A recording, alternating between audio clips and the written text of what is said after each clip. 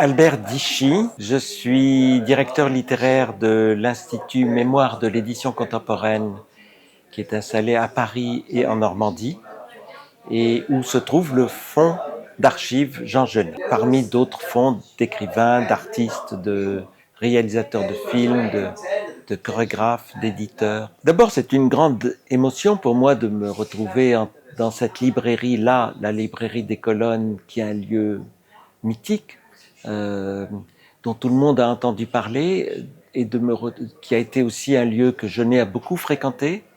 Donc de me retrouver en train de parler de lui dans ce lieu-là, c'est une grande émotion. Je suis en même temps très fier de participer à la première rencontre littéraire de Tanger, méditerranéenne de Tanger, et donc d'ouvrir un petit peu ce festival qui va commencer dès demain. Et de l'ouvrir avec un des auteurs qui est peut-être un des auteurs les plus emblématiques de cette ville, puisque en plus d'y avoir vécu pendant un certain temps, Genet est aussi enterré dans la ville de Larache, qui est à quelques kilomètres de Tanger.